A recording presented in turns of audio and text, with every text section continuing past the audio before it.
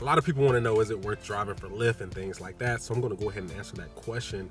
I do want to say though, I mean, my experience can't be dictated upon what, your experience is going to be, just because my experience was way different than what you're going to experience, right? I drove in a different market. Currently, I'm in a different market now, and I have a different opinion of Lyft.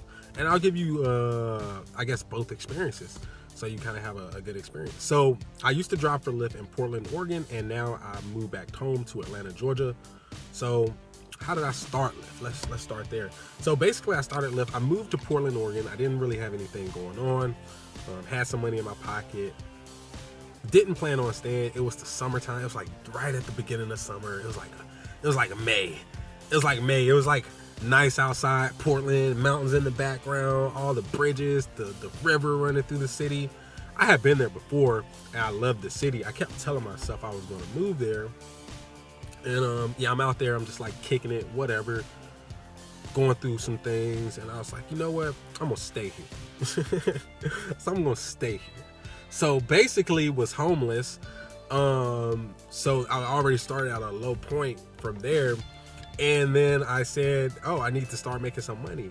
Now, crazy thing, I had already signed up for Lyft like a year prior, and there weren't all like the rules that they have now. So my information was still like in the system and everything, and I was still just like logged in. So basically, it took a little bit longer for them to. What did I have to do? I had to get a Portland business license because I hadn't done that. Submit some more paperwork, and I got up and running within like a week. Got my car inspected within like a week and a half. I was up and running, and I started driving. So I started driving, and now I'm making money, right? Like I'm making money. I'm in a new city. I got a job within like a week. And not only did I get a job, it's a great paying job, because this was obviously almost 2 years ago, before they started decreasing the rates, Lyft and Uber. And it's Portland. It's one of the highest paying.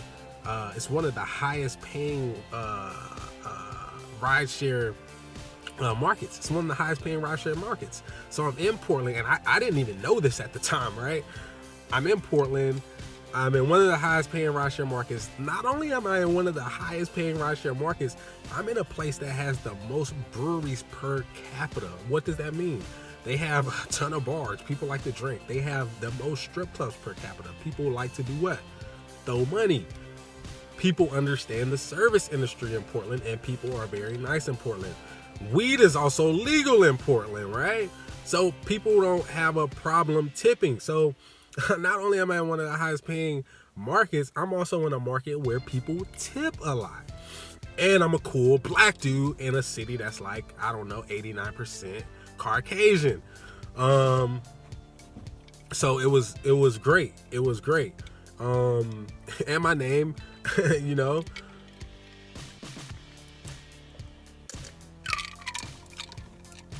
So it was great. My experience was good. I started working about 30, 40 hours a week. In a few weeks, I got an apartment.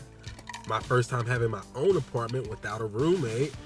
And things were good. I was just taking care of business, just living, enjoying life at that time. Just trying to take a break and fall back from all the stress and pressures of life that I was dealing with before. And, Lyft would just happen to be a part of me being able to escape from the negativity that I was dealing with in the past. And I gotta say, I mean, for me, was it worth it? Hell yeah, it was worth it, right? Like, hell yes, it was worth it for me.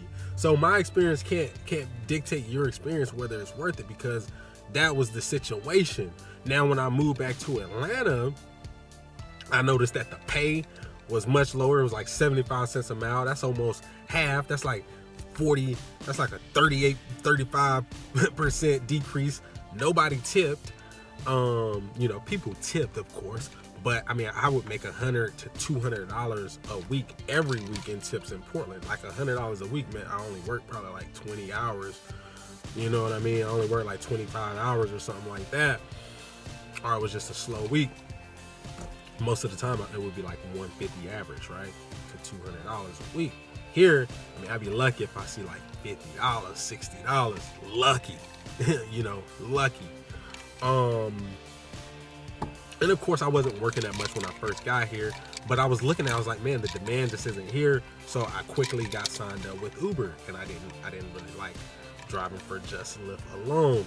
Although I will be switching back over to Lyft in the new year because I want to start focusing back on my power driver bonus. I think they've been doing a lot of good marketing, and I feel like there is, I feel like I can, as long as I can get my power driver bonus, then I can get enough money back, right? Like that's $240 a week. I can get that money. Plus, I feel better not paying the company as much. Like I don't want Uber taking all my money. Uber's pretty shysty when you really go back and look through your pay stuff. Don't really like that company too much. So yeah, I mean, that was a good experience in Portland. It was great when I first started. When I got to Atlanta, even now, I mean, I still think Lyft is great because they send crazy types of bonuses and things like that, streak bonuses now.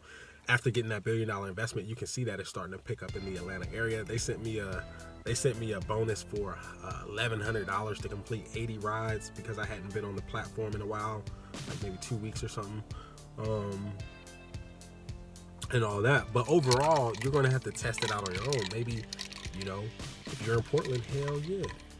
If you're in Atlanta and you're doing it full time and you're hitting that power driver bonus every single time, that's $245 a week added onto it. So, I mean, if you're already doing, $650 a week in fares, then you're right there at making, what's that, another $500, $900 a week minus your gas. And that's not bad, right? That's better than the average Joe job.